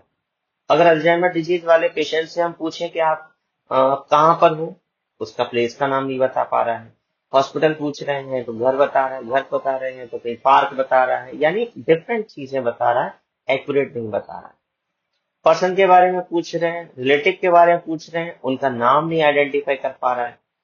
फैमिली के जो मेंबर है उनको नहीं पहचान पा रहा है। एंड टाइम पूछ रहे हैं, कितना टाइम हुआ है, सुबह है, शाम है, घड़ी में क्या बजा हुआ है, कोई आइडेंटिफिकेशन नहीं हो पा रहा है। टोटली डिसोरिएंटेड हो जाता है। इवन अल्जाइमर के पेशेंट जब अगर गलती से बाहर निकल जाए घूमने के लिए और वापस जब घर के लिए आए तो वो अपना घर फाइंड आउट नहीं कर पाते हैं, दूसरों के घर में चले जाते हैं और वहां फाइंड आउट, वहां पे बोलेंगे आप अपने घर में नहीं है, दूसरे के घर में आ गए हैं, तो वहां भी एकदम स्टक हो जाएंगे, यानी वो उनको समझ में ही नहीं आएगा, डिसीजन नहीं ले पाएंगे, क्विक डिसीजन नहीं ले पाएंगे। इसको हम बोलते हैं पुअर जजमेंटल। नेक्स्ट आपका क्या है, पुअर और डिक्री जजमेंटल। आप जज नहीं कर पाओगे क्या सही है क्या गलत है, तो ये जजमेंटल का भी प्रॉब्लम होने लग जाता है। Problem with the abstract thinking. अभी आपके पास कुछ प्रॉब्लम आ जाए तो आप तुरंत उस प्रॉब्लम को फाइंड आउट करने के लिए एक सॉल्यूशन सर्च कर लेते हैं, कहते हैं कि हाँ आई हैव एन आइडिया, मेरे पास एक आइडिया है इसको सॉल्व करने का। लेकिन अगर अल्जाइमर डिजीज के पास कुछ प्रॉब्लम बोल दें कि आपके पास ये प्रॉब्लम है, आपके पास ये क्वेश्चन है, इसको आप सॉल्व कीजिए, तो they don't have any idea, उनके पास कोई आइडिया नहीं है, उनके पास मेमोरी नहीं है, उनके पास थिंकिंग नहीं है, उनके पास न्यूरो ट्रांसमीटर ट्रेवल नहीं कर रहे हैं, उनका बिल्कुल भी मेमोरी लॉस हो गया है, उनके पास कोई आइडिया नहीं है, यानी कोई भी एब्स्ट्रैक्ट थिंकिंग नहीं कर सकते, कोई भी क्रिटिकल थिंकिंग नहीं कर सकते, कोई भी एक क्विक डिसीजन नहीं ले सकते। अगर टू टास्क सेम टाइम पे दे दें, एक कॉम्प्लेक्स सिचुएशन क्रिएट कर दें, तो उसको भी ये सॉर्ट आउट नहीं कर सकते। यानी टोटली हम मान सकते हैं कि ऐसे पेशेंट जो है टोटली डिपेंडेंट हो जाते हैं, सामने वाला एक उनके साथ असिस्टेंट चाहिए, अदरवाइज वो पेशेंट जो है एक ही जगह पर बैठा रहेगा। अगर चल रहा है तो वो बाहर निकल जाएगा, वापस कब आएगा ये भी नहीं पता है। तो ऐसे पेशेंट के साथ बहुत कॉम्प्लिकेशंस रहते हैं। नेक्स्ट है आपका misplacing things. Generally old age में आप क्या रखते हैं, हियरिंग एड्स रहते हैं, अपने गॉगल्स रहते हैं, अपने डेली के जो मोबाइल सेल फोन वगैरह रहते हैं, जो डेली लाइफ में आप यूज करते हैं, उनको आप क्या करते हैं, एक प्लेस से दूसरे प्लेस पर रख देते हैं और कहाँ रखा है ये भी आप भूल जाते हैं। फिर आप सर्च करते रहते हैं, मेरा हियरिंग एड कहाँ रखा हुआ है, मेरे डेंचेस कहाँ रखे हुए हैं, मेरा गॉगल्स कहाँ रखा हुआ है, मेरा सेल फोन कहाँ रखा हुआ है। ये चीजें आप करते रहते हैं, मिसप्लेसिंग थिंग हो जाती है, रिकॉग्नाइज नहीं कर पाते हैं कि मेरे डेली के आर्टिकल्स कहाँ पर हैं। चेंज इन द मूड और बिहेवियर। ऐसे पेशेंट के साथ क्या क्या मूड हो सकता है, ये देखिए, सडनली क्या हो जाएगा, एंग्री हो जाएंगे, बिकॉज मेमोरी लॉस हो चुका है। करंट में क्या हुआ था आइडिया नहीं है, 2 मिनट पहले क्या हुआ था आइडिया नहीं है। ऐसे लोगों को लगता है कि सामने वाला व्यक्ति जो हमको ब्लेम कर रहा है, हमको झूठ बोल रहा है, जबकि सच है, लेकिन क्या हो रहा है, मेमोरी नहीं है जिसकी वजह से वो फॉरगेट हो गया है। और सडनली क्या हो जाता है, एंग्री हो जाता है सामने वाले व्यक्ति के साथ। नेक्स्ट क्या हो जाएगा, सडनली नॉर्मल हो जाएगा, कोई प्रॉब्लम नहीं है। सडनली क्या हो जाएगा, हैप्पीनेस दिखाने लग जाएगा। तो ऐसे व्यक्ति क्या शो करने लगेंगे, क्या रिएक्ट करने लगेंगे, कोई आइडिया नहीं है। तो इनको बोलते हैं suddenly change in the mood, suddenly change in the behaviour. Next है चेंज इन द पर्सनालिटी। तो पर्सनालिटी चेंजेस के अंदर वही हमने अभी डिस्कशन किया, मूड एंड बिहेवियर चेंज हो रहे हैं।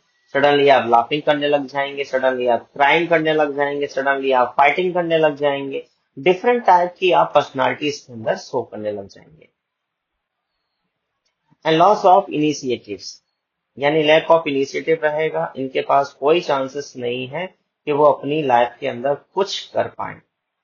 तो ये वार्निंग साइन है। अगर आपके पास ऐसे वार्निंग साइन आते हैं तो इसका मतलब हो सकता है वो आपका अल्जाइमर डिजीज का केस हो सकता है।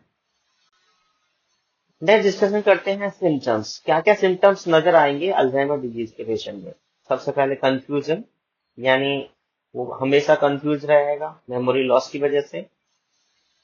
Disturbance in the short term memory, जैसे मान लीजिए 5 मिनट पहले कुछ डिस्कशन हुआ है, वो वापस भूल गया, यानी उसको डिस्टरबेंस हो रहा है, उनको रिकॉग्नाइज करने में, रिकॉल करने में प्रॉब्लम हो रहा है। Problem with the attention and spatial orientation. Spatial orientation का मतलब ओरिएंटेशन, क्या बोल सकते हैं, पोजीशन और डायरेक्शंस। कौन सी पोजीशन है, कौन सा डायरेक्शन है, वही आइडेंटिफाई नहीं कर पा रहा है, उसको स्पाशियल ओरिएंटेशन करने में प्रॉब्लम हो रहा है। पेशेंट सामने वाला कौन सी पोजीशन में बैठना है, लेटना है, कैसे चलना है, ये सारी चीजें वो डिसओरिएंटेड हो जाता है। एक जगह खड़ा है तो खड़ा ही रहेगा, बैठ गया तो बैठे ही रहेगा। यानी आपको ऐसा लगेगा कि ये पेशेंट बहुत डीप थिंकिंग कर रहा है, बहुत लंबी लंबी सोच रहा है, जबकि वो सोच नहीं रहा है। उसके माइंड के अंदर ऐसा चल रहा है कि करंट सिचुएशन में, एनवायरमेंट के अंदर वो कहाँ पर प्रेजेंट है वो ये आइडेंटिफाई नहीं कर पा रहा है। तो आपको तो ऐसा लगेगा कि ये डीप थिंकिंग कर रहा है। आप उससे बातें करोगे तो वो भी आपको आंसर नहीं करेगा, लेकिन उसके ब्रेन के अंदर क्या चल रहा होता है, वो सेल्फ को रिकॉग्नाइज करने की कोशिश कर रहा है कि मैं कौन हूं, मैं कहाँ बैठा हूं, मैं क्या करने जा रहा था, मुझे क्या करना है, यही आइडेंटिफाई नहीं हो पाता है। तो ऐसे पेशेंट क्या है, लॉन्ग टर्म के लिए सोचते रहते हैं। Personality changes. पर्सनालिटी चेंजेस में अभी हमने डिस्कशन किया, सडनली वो क्राइम करने लग जाएंगे, सडनली लाफिंग करने लग जाएंगे, सडनली नॉर्मल हो जाएंगे, सडनली फाइटिंग करने लग जाएंगे, एंग्री हो जाएंगे, सैड हो जाएंगे। ये सारे चेंजेस आपको देखने को मिल जाएंगे। लैंग्वेज डिफिकल्टीज होने लग जाएगी, क्योंकि सामने वाले व्यक्ति ने कुछ क्वेश्चन किया, तो पेशेंट जब आंसर करेगा वो जब ही कर पाएगा जब उसको मेमोरी के अंदर रिकॉइल हो रहा है, यानी ब्रेन आपका रिस्पॉन्स कर रहा है, ब्रेन के अंदर कुछ स्टिमुलस गया है, ब्रेन उसको आइडेंटिफाई करेगा, तब जाके रिकॉइल करेगा, उसके बाद आपको एक्सप्लेन करेगा। लेकिन प्रॉब्लम तो यहीं पर है कि न्यूरोट्रांसमीटर डिस्टर्बेंस हो गए हैं, आपका जो सेंस है, आपका जो सेंसरी इंफॉर्मेशन है, वो आपके ब्रेन तक नहीं पहुंच पा रहा है, तो आपसे वो बातें कैसे करेगा, आपको रेस्पॉन्स कैसे करेगा, रेस्पॉन्स ही नहीं करेगा। कोई भी ब्रेन के अंदर से स्टिमुलस आया, वही उसने एक्सप्लेन कर दिया, वही उसने बोल दिया। तो ऐसे पेशेंट जब बोलते हैं तो बहुत स्लो बोलते हैं, क्योंकि उनका क्या बोल सकते हैं, न्यूरो ट्रांसमीटर बहुत स्लो प्रोसेस करता है because of the disturbances. Number of the decrease भी हो जाते हैं, इसकी वजह से भी आपको प्रॉब्लम क्रिएट होती है। नेक्स्ट, अब अनएक्सप्लेन्ड मूड स्विंग। अनएक्सप्लेन का मतलब क्या था, अभी अभी 1 मिनट पहले ये नॉर्मल थे, सडनली इनका मूड चेंज हो गया, जिसको हम एक्सप्लेन नहीं कर पाते, यानी अनएक्सपेक्टेड मूड स्विंग जिसको हम बोलते हैं। तो ये सिम्टम्स जो है नजर आएंगे आपकी अल्जाइमर डिजीज के अंदर। डायग्नोस्टिक फाइंड आउट कैसे करें ऐसे पेशेंटों के लिए, तो ऐसे पेशेंटों के लिए सबसे पहले है psychiatric assessment. Mental status examination जो आप दिस ओरिएंटेड हुए हैं, कॉग्निटिव एबिलिटी फाइंड आउट करने के लिए कि ऐसे पेशेंट के अंदर ब्रेन के अंदर कॉग्निटिव पावर कितना है, इंटेलेक्चुअल पावर कितना है, रीजनिंग थिंकिंग प्रोसेस कितना है, ये फाइंड आउट करने के लिए सबसे पहले मेंटल स्टेटस एग्जामिनेशन करना है। एंड न्यूरोसाइकोलॉजिकल असेसमेंट, कितना इसका मेमोरी पावर काम कर रहा है वो भी आपको फाइंड आउट करना है। लेबोरेटरी टेस्ट फाइंड आउट करना है। ब्रेन इमेजिंग के अंदर CT scan, MRI and positron emission tomography scan यानी पीटी स्कैन बोलते हैं। CT scan, MRI, PT scan क्यों करते हैं? आपके ब्रेन का स्ट्रक्चर फाइंड आउट करने के लिए, आपके ब्रेन के अंदर कितना टेंगल्स डिपोजिशन हुआ है, कितना बीटा एमिलॉइड प्रोटीन का प्लग का फॉर्मेशन हुआ है, कितना आपका जो ब्रेन का साइज है वो श्रिंक हुआ है, नैरो हुआ है, छोटा हो गया है, इसका फाइंड आउट आप MRI, CT scan, positron emission tomography scan से कर पाते हैं। सीएसएफ एनालिसिस, कोई इन्वेस्टिगेशन करते हैं सीएसएफ के अंदर, लुम्बार पंक्चर करते हैं, सीएसएफ फ्लूइड निकालते हैं, ये देखते हैं क्या इसके अंदर कोई इंफेक्शन तो नहीं प्रेजेंट है जिसकी वजह से ये कंडीशन जनरेट हुआ है। इलेक्ट्रोएंसेफेलोग्राफी, ईईजी स्कैन, इसके अंदर क्या होगा, जैसे आप ईसीजी करते हैं कार्डियक को चेक करने के लिए, कार्डियक के अंदर कंडक्शन सिस्टम पता करने के लिए, कार्डियक के अंदर ब्लड का सर्कुलेशन किस तरीके से हो रहा है ये फाइंड आउट करने के लिए, सेम ऐसे ही ब्रेन के अंदर जो इलेक्ट्रिकल सिग्नल ट्रांसफर हो रहे हैं, जो न्यूरोट्रांसमीटर जनरेट हो रहे हैं, किस वेव के अंदर जनरेट हो रहे हैं, यानी कितनी तेजी से, कितनी स्पीड से चल रहे हैं, इनका फाइंड आउट करने के लिए हम करते हैं ईईजी स्कैन, इलेक्ट्रोएंसेफेलोग्राफी। तो इसमें क्या फाइंड आउट होता है, जैसे आपकी वेव जनरेट होती है उसे हमें फाइंड आउट होता है कि इसके ब्रेन के अंदर इलेक्ट्रिकल सिग्नल स्पीड से जा रहे हैं या स्लो जा रहे हैं। तो ऐसे पेशेंटों के अंदर आपको क्या नजर आएगा, न्यूरोट्रांसमीटर बहुत स्लो जनरेशन आपका नजर आएगा। एंड इलेक्ट्रोमायोग्राम, पीटी स्कैन जो है 3 तरीके से करते हैं। पहले तो ये देख लीजिए कि पीटी स्कैन होता क्या है। तो पीटी स्कैन के अंदर क्या करते हैं, एक रेडियो एक्टिव जो ट्रेसर होते हैं वो आपके ब्लड के अंदर इंजेक्ट किया जाता है। ट्रेसर कह सकते हैं कि डाई कह सकते हैं, कॉन्ट्रास्ट कह सकते हैं, कि ये कॉन्ट्रास्ट को आपके ब्लड के अंदर वेन के थ्रू एज ए इंजेक्शन के रूप में आपको इंजेक्ट किया कर दिया जाता है। जब इंजेक्ट कर दिया जाता है तो जहां पर ब्लड है वो एरिया आपको क्या नजर आने लग जाता है, ब्राइट नजर आने लग जाता है, यानी ब्राइटनेस आपकी बढ़ जाती है। उसके बाद आप क्या करते हैं, स्कैन करते हैं, पॉजिट्रॉन एमिशन टोमोग्राफी स्कैन करते हैं। इसके अंदर 3 टाइप की स्कैनिंग कर रहे हैं। पहला है आपका फ्लूरो डीऑक्सी ग्लूकोज, जिसको हम शॉर्ट में एफडीजी भी बोलते हैं, FDG PET imaging, fluoro deoxy glucose scanning.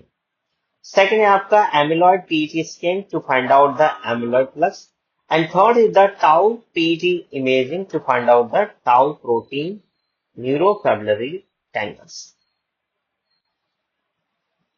फ्लोरोडीऑक्सी glucose के अंदर आपने जैसे देखा, आपने पीटी स्कैन किया और इसके अंदर क्या करते हैं, जैसे आपका फ्लोरोडीऑक्सी ग्लूकोज है, ग्लूकोज का मतलब ब्रेन के अंदर किस पार्ट में आपका मेटाबॉलिक प्रोसेस जो है प्रॉपरली वर्क कर रहा है, यानी कौन से पार्ट जो है न्यूट्रिएंट्स हैं जो आपके किस एरिया में प्रॉपर सप्लाई नहीं हो रहा है, किस एरिया में आपका प्रॉपर सप्लाई हो रहा है, तो इसका फाइंड आउट होता है आपका फ्लोरोडीऑक्सी ग्लूकोज पीटी इमेजिंग से। सेकंड है आपका amyloid PET scan. Amyloid PET scan के अंदर जो बीटा एमिलॉइड प्रोटीन है, जो प्लग का फॉर्मेशन हुआ है, वो आपका इसमें फाइंड आउट होता है। जैसे आप यहाँ पे देख पा रहे हैं, amyloid scan, negative scan and positive scan. Negative scan के अंदर आपको इस तरीके से इमेज में नजर आ रही है, इसमें आपको कोई भी बीटा एमिलॉइड प्लग का फॉर्मेशन नहीं हुआ है। लेकिन इसके अंदर देखिएगा, ये आपको जो स्ट्रक्चर नजर आ रहा है, येलो कलर का जो स्ट्रक्चर नजर आ रहा है, ये आपका क्या हुआ है, बीटा एमिलॉइड प्रोटीन का फॉर्मेशन जो है जनरेट हो रहा है। तो ये आपका नेगेटिव स्कैन है, ये आपका पॉजिटिव स्कैन है। तो नॉर्मल जो पेशेंट रहेंगे उनके अंदर आपको ये स्कैन नजर आएगा, और जो अल्जाइमर डिजीज के पेशेंट रहेंगे जिनके अंदर एमिलॉइड का प्लग का फॉर्मेशन हुआ है, उसके अंदर आपको ये रिपोर्ट नजर आएगा। नेक्स्ट है आपका टाउ प्रोटीन, यानी जो टाउ प्रोटीन की वजह से क्या हो रहा है, न्यूरोफाइब्रिलरी टेंगल्स का फॉर्मेशन हो रहा है। तो उसके लिए आपका टाउ पीटी इमेजिंग करते हैं और इसके अंदर ये आपको पॉजिटिव रिपोर्ट आ रही है। ये आपको जो साइन नजर आ रहा है येलो कलर की, ये आपकी न्यूरोफाइब्रिलरी टेंगल्स आपको नजर आ रहे हैं। और एफडीजी यानी फ्लूरोडिऑक्सी ग्लूकोज के अंदर क्या है, आपको ये इमेज नजर आ रहा है। तो इस तरीके से आपकी पीटी स्कैनिंग की जाती है। नेक्स्ट डिस्कशन करते हैं मैनेजमेंट ऑफ अल्जाइमर डिजीज। तो देखिए ये आपका इडियोपैथिक है, कॉज आपका अननोन है, तो इसको हम परमानेंटली ट्रीट नहीं कर सकते। लेकिन कुछ कॉम्प्लिकेशन है, कुछ सिम्टम है, तो उनको हम क्या कर सकते हैं, मैनेज कर सकते हैं by the medical management. Operation के द्वारा, सर्जिकल ऑपरेशन के द्वारा हम ब्रेन को नहीं निकाल सकते, तो इसमें सर्जिकल मैनेजमेंट पॉसिबल नहीं है। बट मेडिसिन को लेकर के कुछ सिम्टम्स को, कुछ मेमोरी को हम क्या कर सकते हैं, मैनेज कर सकते हैं, रिवर्ट कर सकते हैं।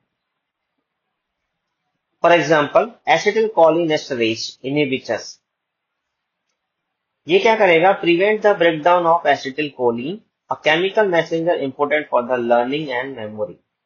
जैसे आपका एसिटिल कोलिन, ये आपका न्यूरोट्रांसमीटर है जो आपका हेल्प करता है कॉग्निटिव प्रोसेस के लिए, लर्निंग, थिंकिंग, रीजनिंग, मेमोरी, इन सब के लिए रेस्पॉन्सिबल होता है। अब ये क्या होता है, ब्रेकडाउन होता है। तो ब्रेकडाउन होने से बचाने के लिए हमें क्या देना है, एसिटिल कोलिनेस्टरेज इनहिबिटर्स मेडिसिन या एंजाइम्स। तो वो जब हम देंगे तो उससे क्या होगा, एसिटिल कोलिन का डैमेज क्या हो जाएगा, रिड्यूस हो जाएगा और हमारी लर्निंग, मेमोरी, थिंकिंग पावर क्या हो जाएगी, इंक्रीज हो जाएगी। उसके लिए आपका कौन कौन सी मेडिसिन है, डोनेपेजिल, रिवास्टिगमाइन एंड गैलेंटामाइन। ये जब मेडिसिन देंगे तो इससे क्या होगा, आपका एसिटिल कोलिन का डिस्ट्रक्शन नहीं होगा। नेक्स्ट है आपका N methyl D aspartate receptor antagonist, जिसे हम बोलते हैं NMDA। इसके अंदर आपका है मेमाटीन। मेमाटीन क्या करेगा, block the NMDA receptors and inhibit their overstimulation by the glutamate. तो ग्लूटामेट आपका न्यूरोट्रांसमीटर है, तो जब इसका ओवर स्टिमुलेशन होता है तो इसको ब्लॉक किया जाता है बाय द मेमाटीन ड्रग्स के द्वारा। कुछ अनदर ड्रग्स हैं, जैसे आपका एंटी डिप्रेसेंट, डिप्रेशन को रिड्यूस करने के लिए, anxiolytics to reduce from the anxiety, antipsychotics from the psychological problems and anti convergence to prevent from the convergence. जो आपके सिम्टम्स नजर आएंगे उसी के बेस पे आपका ये मेडिसिन इंजेक्ट किया जाएगा। नेक्स्ट डिस्कशन करते हैं नर्सिंग रेस्पॉन्सिबिलिटी, यानी ऐसे पेशेंट के पास नर्सिंग रेस्पॉन्सिबिलिटी बहुत हो जाती है, क्योंकि ऐसा पेशेंट क्या है, मेमोरी लॉस है, तो अपना सेल्फ एक्टिविटी परफॉर्म नहीं कर पाता है। तो ये टोटली डिपेंड हो जाएगा आपके नर्सेस के ऊपर, आपके हेल्थ केयर प्रोवाइडर्स के ऊपर। आपके असिस्टेंट चाहिए ऐसे पेशेंट के लिए हमेशा के लिए। तो नंबर 1 रेस्पॉन्सिबिलिटी है as a nurse, medication administration, कि आपको मेडिसिन आपको दे करके आना है। ऐसा नहीं है कि आपने मेडिसिन निकाला, ओरली मेडिकेशन, और आपने बोल दिया ये मेडिसिन 9 बजे ले लीजिएगा, ये मेडिसिन 10 बजे ले लीजिएगा, वो मेडिसिन नहीं ले पाएगा, क्योंकि ऑलरेडी मेमोरी लॉस है और कौन सा मेडिसिन लेना है ये भी फाइंड आउट नहीं है। तो ऐसे पेशेंट को कभी भी मेडिकेशन एडमिनिस्ट्रेशन करें, ऐसे पेशेंट के पास न तो ओरल मेडिकेशन टैबलेट्स वगैरह साइड में रखना है, ना ही ऐसा एडवाइस करना है। आपको क्या करना है, जो भी मेडिसिन प्रिस्क्रिप्शन में लिखी हुई है आपको ये मेडिसिन लेना है और मेडिसिन दे करके आना है। सेकेंड है आपका मॉनिटरिंग कॉग्निटिव चेंजेस। जो भी पेशेंट के अंदर जो कॉग्निटिव चेंजेस आ रहे हैं वो आपको मॉनिटर करना है। मॉनिटर कैसे कर सकते हैं कि आप पेशेंट के साथ बात करना है आपको, तो आप फाइंड आउट करेंगे कि क्या क्या चीजें हैं जो पेशेंट फॉरगेटफुलनेस हो रहा है और क्या क्या चीजें हैं जो पेशेंट जो है रिकॉग्नाइज कर पा रहा है। मान लीजिए कल आपने पेशेंट से बातें किया था, और आज भी पेशेंट को कल वाली बातें याद है, इसका मतलब क्या हो रहा है, उसके अंदर कॉग्निटिव पावर थोड़ा सा बैक आ रहा है, यानी वो रिकॉग्नाइज कर पा रहा है, मेमोरी उसका थोड़ा सा नॉर्मल हो रहा है। एंश्योरिंग पेशेंट सेफ्टी, क्योंकि ऐसे पेशेंट कभी भी डिसबैलेंस हो सकते हैं। अपना मूवमेंट करते टाइम, पेशेंट को ट्रेवल करते टाइम हमेशा इनका पेशेंट का सेफ्टी रखना है। Assisting with the activities of the daily living, जो भी एडीएल एक्टिविटीज होती हैं उनके साथ आपको असिस्ट कराना है। कोई भी एक्टिविटी जो डेली लाइफ में होती है वो आप पेशेंट से ये नहीं बोल सकते आप सिंगल कर लीजिए, आपको साथ में उनको असिस्ट कराना है, परफॉर्म कराना है daily activities. Providing emotional support, ऐसे पेशेंट क्या होते हैं और मेमोरी नहीं है उनकी, न थिंकिंग कर पा रहे हैं, न रीजनिंग कर पा रहे हैं, न किसी से कुछ बातें कर पा रहे हैं, तो ऐसे पेशेंट के साथ थोड़ा सा साइकोलॉजिकल सपोर्ट देना इम्पोर्टेंट हो जाता है, क्योंकि ऐसे पेशेंट तुरंत एंसियस हो जाते हैं, डिप्रेशन में भी जा सकते हैं, तो इनको थोड़ा सा साइकोलॉजिकल सपोर्ट चाहिए। नेक्स्ट कॉम्प्लिकेशन डिस्कशन करते हैं कि ऐसे पेशेंट के साथ क्या क्या कॉम्प्लिकेशन हो सकते हैं। मेमोरी लॉस पहले ही एक कॉम्प्लिकेशन है कि इनका मेमोरी ही लॉस हो गया है, फर्स्ट कॉम्प्लिकेशन है। इसकी वजह से क्या क्या हो सकते हैं, डिफिकल्टी इन द कम्युनिकेटिंग, यानी ऐसे पेशेंट कम्युनिकेशन नहीं कर पाएंगे, सामने वाले किसी भी पर्सन के साथ बात नहीं कर पाएंगे, अगर कर भी रहे हैं तो प्रॉपर कम्युनिकेशन नहीं कर पाएंगे because of the loss of memory. Communication कर भी रहे हैं, बहुत स्लो कम्युनिकेशन कर पा रहे हैं बिकॉज वो रिकॉग्नाइज नहीं कर पा रहे हैं। बहुत डिफिकल्टी होती है ऐसे पेशेंट को हैंडल करने के लिए। Disorientation and confusion, disorientation to time place person, और साथ में क्या हो रहा है, कंफ्यूजन हो रहा है। डीप थिंकिंग करता है, रिकॉग्नाइज कर रहा है, अपने आप को पहचानने की कोशिश कर रहा है कि मेरे साथ ऐसा क्या हुआ है जिसकी वजह से मैं डेली लाइफ की एक्टिविटी नहीं कर पा रहा हूँ, कहाँ पर मैं बैठा हुआ हूँ, यहाँ पर मैं कैसे आया, मैं तो वहां बैठा हुआ था, जबकि वो खुद ही ट्रेवल कर रहा है लेकिन आइडेंटिफाई नहीं कर पा रहा है। फॉल एंड रिस्क इंजुरीज, ऐसे पेशेंट कभी भी डिसबैलेंस होकर फॉल कर सकते हैं और उसके वजह से क्या हो सकता है, इंजरी हो सकता है। माल न्यूट्रिशन एंड डिहाइड्रेशन हो सकता है, ऐसे पेशेंट प्रॉपर न्यूट्रिशन नहीं ले पाते हैं, प्रॉपर फूड इनटेक नहीं कर पाते हैं, उनके अंदर मेटाबॉलिक इश्यूज होने लग जाते हैं। इनकॉन्टिनेंस यानी यूरिनरी ब्लैडर, आपका सेल्फ एक्टिविटी में क्या हो जाता है, एम्पटी हो जाता है, विदाउट कंट्रोल एम्पटी हो जाता है आपका यूरिन जो है। तो इस वजह से क्या हो रहा है, पेशेंट को आइडेंटिफाई नहीं हो पा रहा है कि मुझे यूरिन पास आउट करने के लिए जाना है, और यूरिनरी ब्लैडर फुल हो जाता है और ऑटोमेटिक यूरिन जो है पास हो जाता है, that is called urinary incontinence. Bowel incontinence भी हो जाता है जिसमें आपका स्टूल ऑटोमेटिक पास हो जाता है। डिप्रेशन एंड एंजाइटी, ऐसे पेशेंट फिर क्या फील करने लग जाते हैं, डिप्रेशन होने लग जाता है, एंजाइटी फील होने लग जाता है। एग्रेसिव एंड एजिटेटेड बिहेवियर, जैसे अभी हमने दिखाया था कि मूड स्विंग हो जाता है, सडनली हैप्पीनेस आ जाएगा, सडनली सैड हो जाएंगे, सडनली नॉर्मल हो जाएंगे। एजिटेटेड बिहेवियर, क्योंकि ऐसे पेशेंट को अगर बार बार आप इरिटेट करोगे तो क्या होगा, वो इरिटेशन शो करेगा, एजिटेट हो जाएगा। इंक्रीज रिस्क ऑफ इन्फेक्शन, क्योंकि ऐसे पेशेंट जब सेल्फ डेली एक्टिविटी परफॉर्म नहीं कर पा रहे हैं तो पर्सनल हाइजीन भी मेंटेन नहीं कर पाते हैं, और पर्सनल हाइजीन मेंटेन नहीं करने की वजह से ऐसे पेशेंटों को urinary tract infections, pneumonia, skin infections generally देखने को मिल जाते हैं। नेक्स्ट लास्ट डिस्कशन करते हैं प्रिवेंशन, यानी अल्जाइमर डिजीज से कैसे प्रिवेंट हो सकता है। तो देखिए ये आपका इडियोपैथिक है, अननोन कॉज है, तो हम कॉज को फाइंड आउट नहीं कर पाए हैं तो हम इससे प्रिवेंट भी नहीं कर सकते।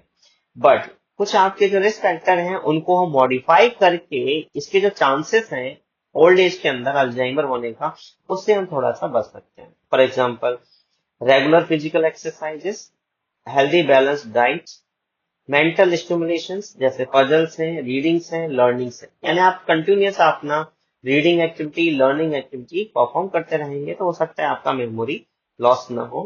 सोशल एंगेजमेंट, आपकी सोसाइटी के अंदर जो लोग हैं उनसे डेली कम्युनिकेशन करते रहिए, बातें करते रहिए, यानी सोसाइटी के अंदर आपको एंगेज रहना है, एलोन नहीं रहना है। जितना आप अकेले रहोगे उतना ही आपका कम्युनिकेशन पावर डिक्रीज होता रहेगा, और जितना डिक्रीज होगा उतना ही आपका travelling of the neuro transmitter भी स्टॉप हो जाएगा। एंड क्वालिटी स्लीप का मतलब आपको प्रॉपर 8 आवर्स का स्लीप लेना है। मैनेजिंग क्रॉनिक कंडीशंस, ऐसे लोगों के साथ साथ कुछ क्रॉनिक कंडीशन भी होती है, उनको भी मैनेज करना है। फॉर एग्जांपल डायबिटीज है, हाइपरटेंशन है। अवॉइड स्मोकिंग, यानी स्मोकिंग के रिस्क फैक्टर की वजह से भी आपको ये कंडीशन जनरेट हो रहा था। तो अगर पेशेंट स्मोकिंग करता है, अल्कोहल लेता है, ड्रग्स लेता है, तो ये एक्टिविटी आपको स्टॉप कराना है। Quit alcohol, quit smoking and quit drugs. Stress management, यानी स्ट्रेस की वजह से भी ये कंडीशन क्या हो सकती है, वर्स हो सकती है, सीवियर हो सकती है, कॉम्प्लिकेटेड हो सकती है। तो ऐसे पेशेंटों को स्ट्रेस मिनिमाइज कराना है। डेली लाइफ की एक्टिविटी में जो स्ट्रेस आ रही है उनसे दूर रखना है, साइकोलॉजिकल सपोर्ट देना है, इमोशनल सपोर्ट देना है, इकोनॉमिक हेल्प देना है, जिससे वो टेंशन, एंजाइटी, डिप्रेशन ये एक्टिविटी से सफर न करें। एंड रेगुलर हेल्थ चेकअप्स, अगर आपको कुछ लग रहा है कि कुछ डिजीज कंडीशन हो रही है, या हाइपरटेंशन है, डायबिटीज है, अनदर कोई इन्फेक्शन है, ब्रेन में कुछ चेंजेस आ रहे हैं, डिमेंशिया का सिम्टम नजर आ रहा है, तो अर्ली डिटेक्शन आप करा सकते हैं, अर्ली चेकअप आप करा सकते हैं। तो ये आज हमने डिस्कशन किया अल्जाइमर डिजीज के बारे में। तो जनरली अल्जाइमर डिजीज क्या है आपका, ये डिमेंशिया का कॉम्प्लिकेशन की वजह से जनरली देखने को मिलती है। Memory loss, reasoning, thinking power, ability इसमें डिमिनिश हो जाती है, परमानेंटली लॉस हो जाती है। और ये डिजीज क्या है आपका, प्रोग्रेसिव है, डिजनरेटिव है, यानी ये डिजीज अकॉर्डिंग टू एज आपकी प्रोग्रेस करती है। डिजनरेटिव है, destruction of the brain tissues होने लग जाते हैं, न्यूरॉन्स और ब्रेन सेल्स आपकी डैमेज होने लग जाती है, और ये वापस रिवर्ट नहीं होती है। मैकेनिज्म हमने डिस्कशन किया किस तरीके से आपका न्यूरोफेबुलरी ट्रैंगल्स का फॉर्मेशन हो जाता है, बीटा एमिलॉइड का प्लग का फॉर्मेशन हो जाता है, और ये दोनों ही फॉर्मेशन आपके न्यूरॉन्स का, ब्रेन सेल्स का डैमेज करते हैं, डिस्ट्रक्शन करते हैं, जिसकी वजह से आपका ब्रेन के टिश्यू जो है श्रिंक हो जाते हैं, साइज जो है कम हो जाता है। इमेजिंग जब आप करते हैं सीटी स्कैन, एमआरआई, उसमें आपकी ये फाइंडिंग्स फाइंड आउट होता है। अगर इससे रिलेटेड अगर आपको कोई डाउट है तो आप मुझे कमेंट कीजिएगा, मैं इसको सॉल्व करने की कोशिश करूंगा। तब तक के लिए आप अपना और अपनी फैमिली का ख्याल रखिएगा। मिलते हैं नेक्स्ट वीडियो में। Thank you so much and thank you for watching this video. Thank you so much.